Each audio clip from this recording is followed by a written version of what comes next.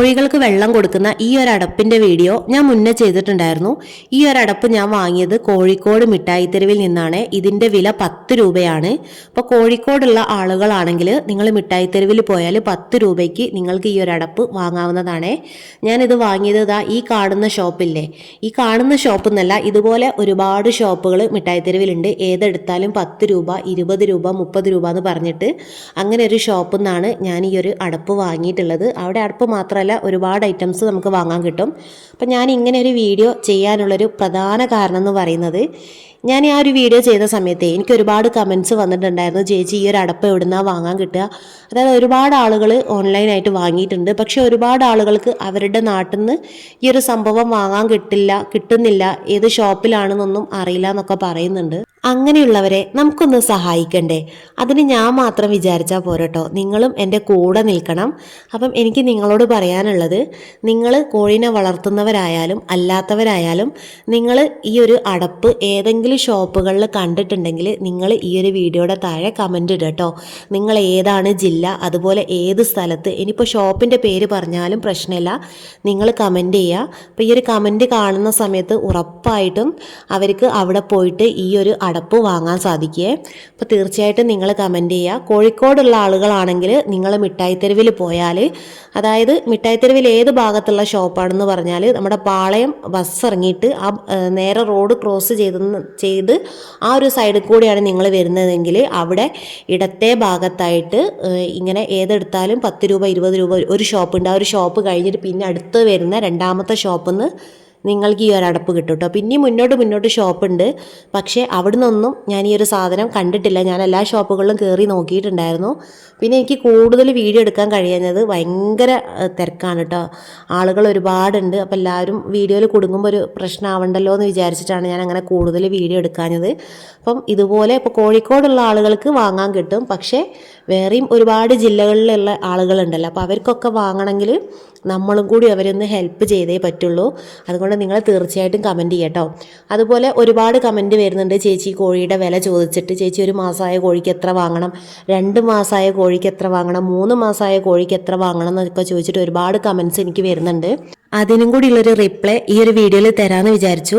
നിങ്ങൾ കമൻ്റ് അയച്ചാൽ തീർച്ചയായിട്ടും എനിക്കറിയുന്ന കാര്യങ്ങളാണെങ്കിൽ ഞാൻ പറയുന്നതാണ്.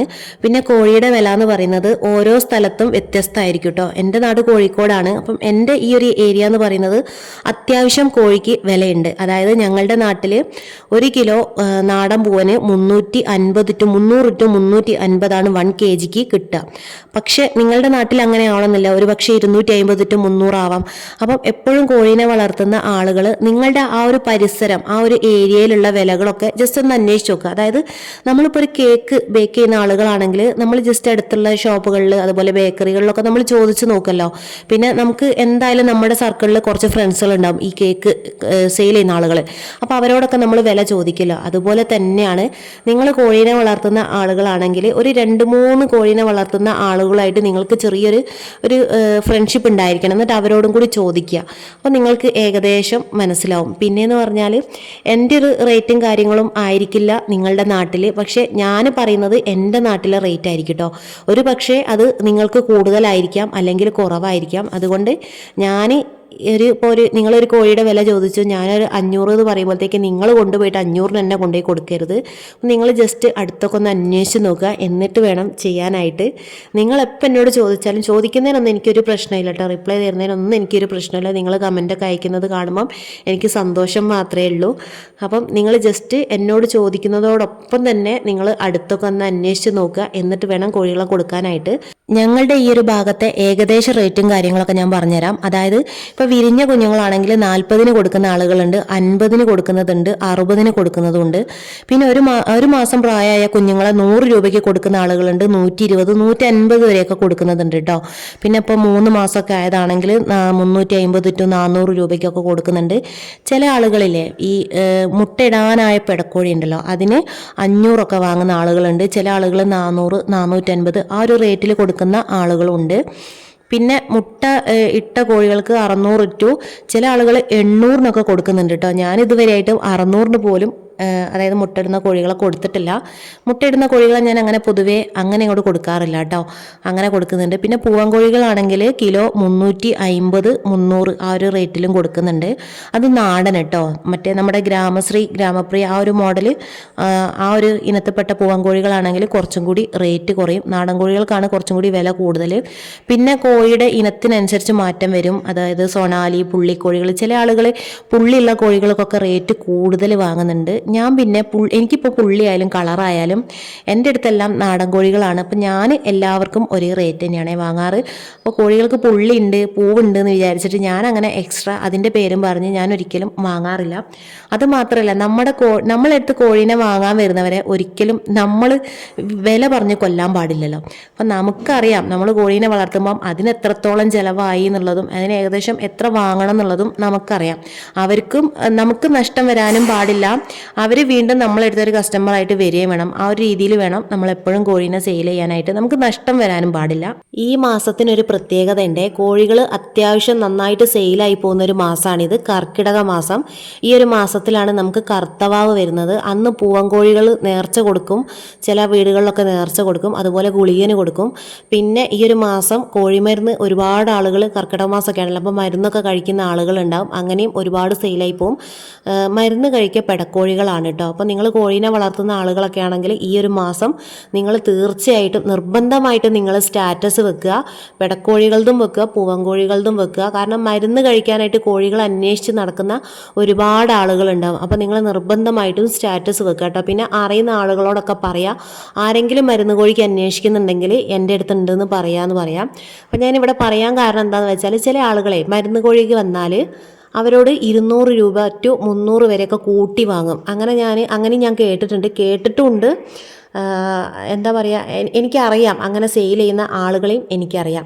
പക്ഷെ ഞാൻ അങ്ങനെ കൊടുക്കാറില്ല കേട്ടോ. നമുക്ക് അതെങ്ങനെയാണ് സാധിക്കുക എന്നുള്ളത് എനിക്കിപ്പോഴും മനസ്സിലായിട്ടില്ല. അതായത് നമ്മളെ എടുത്തിപ്പോൾ വളർത്താനായാലും അല്ലെങ്കിൽ അവർ അറക്കാനായാലും എന്തിന് തന്നെ വന്നാലും നമ്മൾ ആ ഒരു റേറ്റല്ലേ നമ്മൾ കോഴിക്ക് വാങ്ങുള്ളൂ. പക്ഷെ അവർ കോഴിമരുന്നിനാന്ന് പറയുമ്പം ഇപ്പോൾ 400 രൂപേൻ്റെ കോഴിക്ക് നമ്മൾ 800 രൂപ എങ്ങനെയാണ് വാങ്ങുക?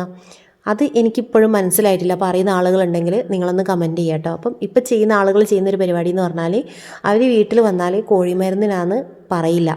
കോഴിമരുന്നിനാന്ന് പറഞ്ഞാൽ ഒന്നെങ്കിൽ കോഴീനെ കൊടുക്കില്ല, അല്ലെങ്കിൽ കോഴീനെ കൊടുക്കുകയാണെങ്കിൽ നല്ല വില ചോദിച്ച് വാങ്ങും. അതുപോലെ കോഴിമുട്ട ചില ആളുകൾ 10-ന് കൊടുക്കുന്നുണ്ട്, 11-ന് കൊടുക്കുന്നുണ്ട്, 12-ന് കൊടുക്കുന്നുണ്ട്. ഞാനിപ്പോൾ 12-നാണ് കൊടുക്കുന്നത്. തുടക്കത്തിൽ ഞാൻ 8-നായിരുന്നു കൊടുത്തത്. പിന്നെ ഒരു വർഷം കഴിഞ്ഞാൽ ഞാൻ 10-ന് കൊടുത്തു. ഇപ്പോൾ ഒരു വർഷത്തിൻ്റെ മുകളിലായിട്ട് ഞാൻ 12 രൂപയ്ക്കാണ് കൊടുക്കുന്നത്. അവിടെയും ചെറിയൊരു സംഭവമുണ്ട്. ചില ആളുകൾ കൊത്തുമുട്ട കൊടുക്കുന്നത് 15, 18, 20 ഈ ഒരു റേറ്റിലാണ് ചില ആളുകൾ കൊടുക്കുന്നത്. തുടക്കത്തിലൊക്കെ ചെറിയ ഒരു ബുദ്ധിമുട്ടും കാര്യങ്ങളൊക്കെ ഉണ്ട് കേട്ടോ. പക്ഷേ പതിയെ മുന്നോട്ട് പോകുന്ന സമയത്ത് നമുക്ക് ഏകദേശം ഒരു ഐഡിയ കിട്ടും. ഞാനും ഇങ്ങനെയൊക്കെ തന്നെയായിരുന്നു തുടക്കത്തിൽ. കോഴിയുടെ വിലയും കാര്യങ്ങളൊക്കെ വരുമ്പോൾ ചെറിയൊരു സംശയവും കാര്യങ്ങളൊക്കെ ഉണ്ടായിരുന്നു. പിന്നെ ഇപ്പോൾ പതിയെ പഠിച്ചിട്ടോ. ഇതുപോലെ തന്നെ ഞാനും ഒരുപാട് ആളുകളോടൊക്കെ ചോദിച്ചു. പിന്നെ നിങ്ങൾ ശ്രദ്ധിക്കേണ്ട ഒരു കാര്യം, നിങ്ങൾക്ക് അത്രയും വിശ്വാസമുള്ള ആരോടെങ്കിലും നിങ്ങൾ ചോദിക്കുക. നിങ്ങളെ പറ്റിക്കുന്ന ആളുകളോടൊന്നും നിങ്ങൾ ചോദിക്കരുത് കേട്ടോ. ചില ആളുകൾ അവനങ്ങനെ നന്നാവണ്ട, അവനങ്ങനെ കോഴീനെ വിറ്റിട്ട് പൈസ ഉണ്ടാക്കണ്ട എന്ന് പറഞ്ഞിട്ട് നിങ്ങൾക്ക് റേറ്റും കാര്യങ്ങളൊന്നും പറഞ്ഞു തരില്ല. 500 രൂപേൻ്റെ കോഴിക്ക് അതിന് നീ 250-ന് കൊടുത്തോന്നൊക്കെ പറഞ്ഞു തരുന്ന ആളുകളുണ്ടാവും. അങ്ങനത്തെ ആളുകളുടെ അടുത്തൊന്നും പോയി ചോദിക്കാതിരിക്കുക. ഒരു 4-5 സ്ഥലങ്ങളിൽ അന്വേഷിച്ച് നോക്കുക. അപ്പോൾ ഏകദേശം നിങ്ങൾക്ക് ഒരു ഐഡിയ കിട്ടുമല്ലോ. എന്നിട്ട് ആ ഒരു രീതിയിൽ കൊടുക്കുക. പിന്നെ ശ്രദ്ധിക്കേണ്ട ഒരു കാര്യം, കോഴിത്തീറ്റയ്ക്കൊക്കെ നന്നായിട്ട് വില കൂടിയിട്ടുണ്ട്. സ്റ്റാർട്ടറിനൊക്കെ എനിക്ക് തോന്നുന്നു 54, 56 അങ്ങനെയാണ്.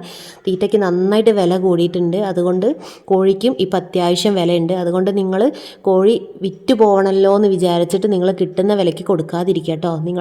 നിങ്ങളുടെ ആ ഒരു വില നിങ്ങൾ ചോദിച്ച് വാങ്ങുക.